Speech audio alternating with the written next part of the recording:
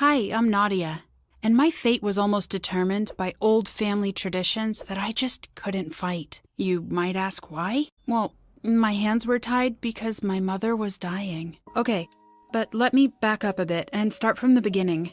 Everything went downhill the day I read my mother's diary and discovered all the secrets she was hiding. I grew up in a pretty traditional and old-fashioned family, but we were very happy. I was the youngest, and my parents and two older brothers always gave me all the attention I needed. However, our happiness didn't last. A few years back, my father passed away, my hero who taught me everything in life, including math, science, and the meaning of life. He died serving our country in a foreign land. He wasn't only my hero. His death turned him into a national hero, too. I was devastated at losing him. Dad was my everything, and I was his little girl. I miss him so much, and there are so many nights where I still cry about him dying. It feels like he's left this big hole in my life. A little while after Dad's death, my two older brothers started new jobs and moved into their own houses with their families. I stayed with my mom, who was heartbroken, not only about losing Dad, but also that her two boys had up and left, too. Everything turned upside down on that fateful day when my mom felt a little dizzy and had to go lie down.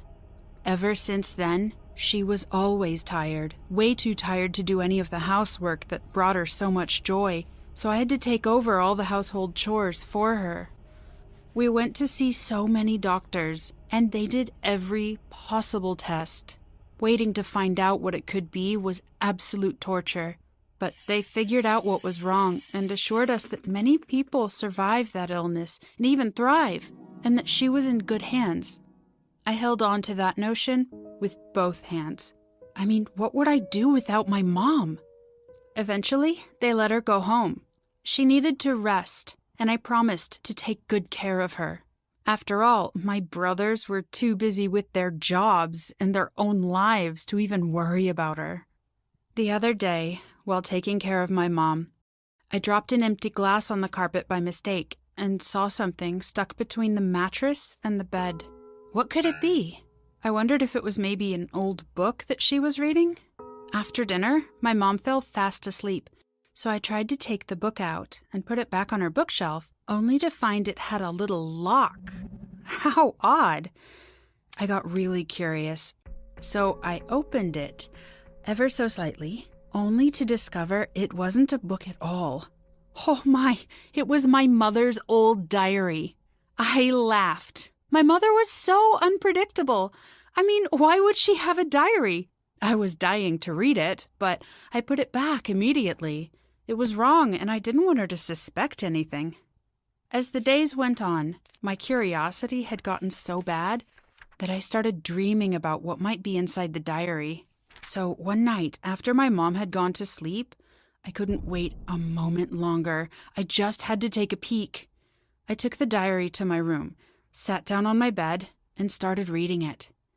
It had every detail I'd ever hoped for about my dad, all about how he came back from the war and saw her, how they fell in love.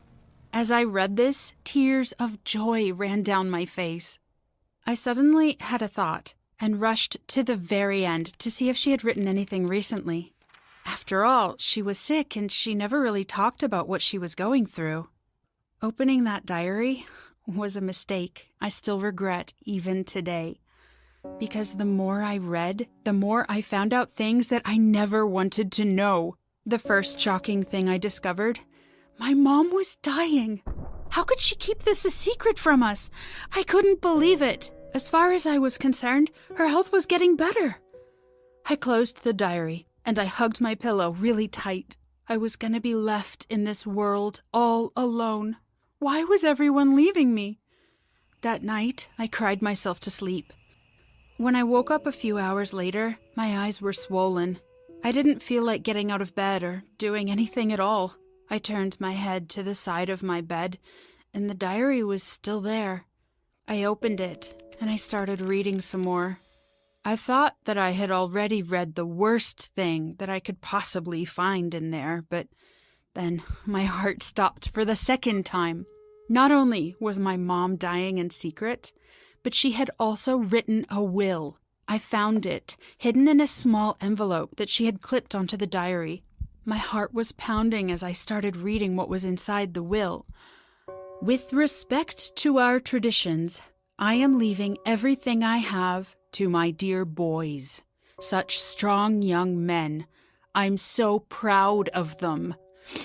I ran through the pages again and again, looking for any mention of me, but it was nowhere to be found. I was in complete shock. My mom didn't even acknowledge me. I couldn't believe that I meant this little to my mother. Why were her dear boys so much more important? Did she take no notice of who took care of her day and night? I crawled back under my bedsheets and cried and cried. I wasn't sure how to handle knowing what I'd discovered. I mean, she was dying. I couldn't just demand my share of the will when my mom was preparing for her death. I had to take care of her, but did she even want me to? But she told me she loved me all the time. I was so conflicted, and my head was spinning. For days, I was almost half a person, going through the motions every day, cleaning the house, preparing dinner for my mom, changing her wet headcloth, sitting by her bed, reading her books. But I was an empty shell. My mind was running through all these questions on an endless loop. While I was listening to the TV one evening, I heard this preacher say that we must elevate ourselves for the ones we love. We must forgive without expecting anything in return, especially when they need us the most. For some reason, that resonated with me, and I couldn't stop thinking about my mom. Even though it was difficult, I had to be strong for her, because I loved her, and her final days needed to be filled with as much joy as possible, not sorrow. We had enough sorrow in our home already. The words, "with respect to our traditions," in the diary kept repeating in my head over and over again. I had to find out what she meant. I did some research on the internet and in the library about our culture, and I found out that for many years, that's how we as a people lived. That's how she was. That's who she was. My mom was the embodiment of our traditions. Respect your elders, wash your hands, pray, holiday dinners. All of these were most important to her. Of course, this wouldn't be any different. I loved her as she was, with all my heart. Accepting this was hard, but the reality was that my mother needed me most at this time, and I just had to let it go. On the next holiday, my 2 brothers came home, and I prepared a good old-fashioned family dinner. My mom even joined us when it was ready. We sat down together to eat. I looked at my brothers as they were enjoying the dinner I had made. They were laughing, happy and unbothered. They showered my mom with sweet words, and I could see how happy it made her feel. Shortly after, she went to her room as she got tired. I stayed there with my 2 brothers, staring at them with anger in my eyes.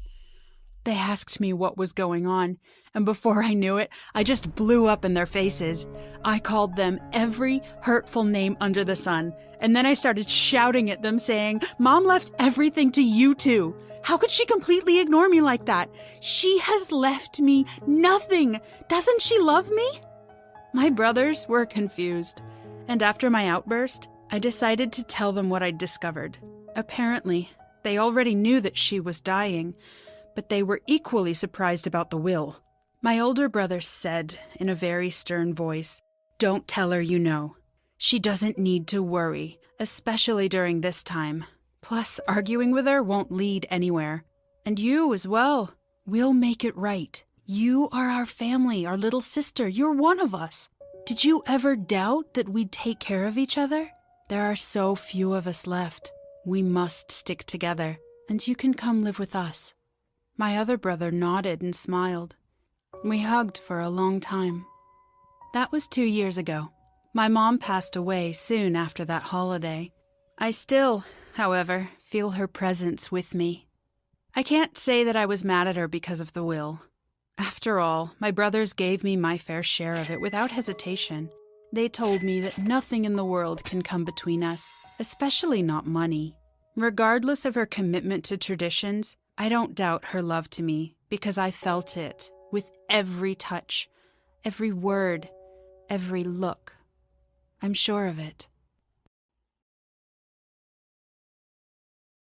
Hi, I am Jenny, also known in my town as the girl whose groom never showed up at the wedding. You guessed it, every bride's worst nightmare came true for me. It is a day I will forever remember. Everything started with meeting the love of my life, Liam. I don't know about you, but I've always dreamed of the day I get married to my soulmate. I was madly in love with Liam. He was my best friend in every way. And of course, after a couple of years, I was looking forward to marrying him. Liam, on the other hand, never proposed. He never said a word about our future, and every time I brought it up, he just brushed it off. On top of that, Liam spent a lot of his time at work, which was kind of weird because he didn't have to. He always said that since he works at his father's company, he wanted to prove to him that he was a hard worker who earned his position. I did respect that, but I couldn't keep going with him like that. We barely spent time with each other anymore, and it caused me great pain because I loved him. Until one day, I felt like I've had enough.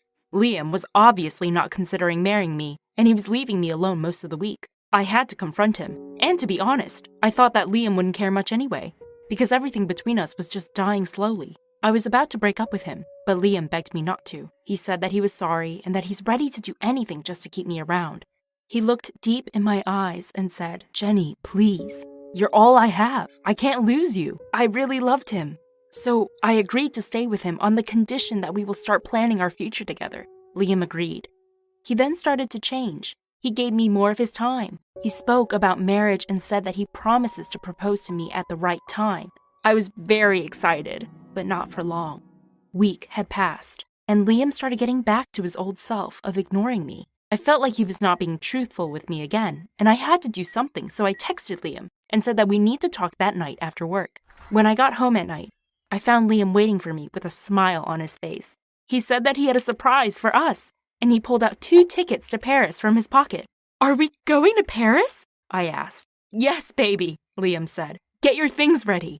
I was a bit confused, but also happy. I mean, who could say no to Paris? During our trip, Liam took me to a fancy restaurant and asked me to dress up. We sat down at a quiet little table and scanned the menu. Liam was staring at me longer than usual when I felt awkward and asked him why he's looking at me like that. He said nothing. He kept staring, but had the faintest hint of a smile playing on his lips. I thought he was acting weird, so I asked him what was going on. "I can't think of a better place and time than to give you this," he said. He pulled out a small red velvet box, then dropped to one knee. Slowly, he opened the box. Inside was the most amazing and huge diamond ring. It was so shiny and sparkly, I almost blurted out, "Yes!" right there before he even had the chance to ask. My hands immediately went over my mouth as I gasped. Finally! I never thought I would get engaged to Liam, let alone in Paris of all places. "Yes!" I said, crying as he placed the ring on my finger. "I will!" People around us cheered and clapped. It was a wonderful moment. Amazing fiancé, check. Beautiful ring, check. Perfect engagement story, check. All was left to do was get married. If only things ran as smooth as I expected. So on the day of the wedding, I was ready and in the wedding dress. The guests were waiting and everything was glamorous, but the groom was missing. I called him a zillion times, and there was no answer. I was getting closer to a breakdown with every minute that passed. I waited and waited.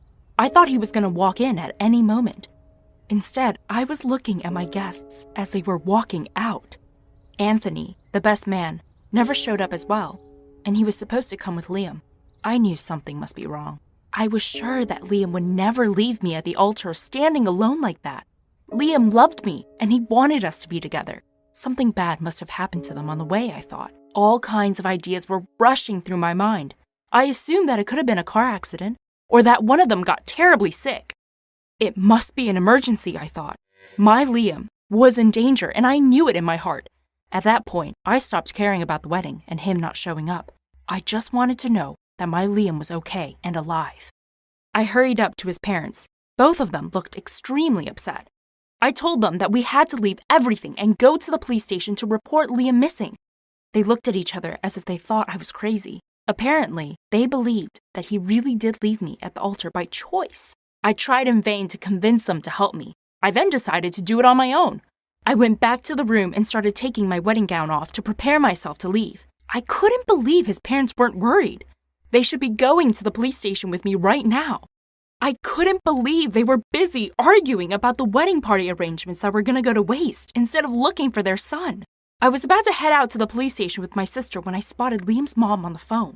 That moment, I phoned.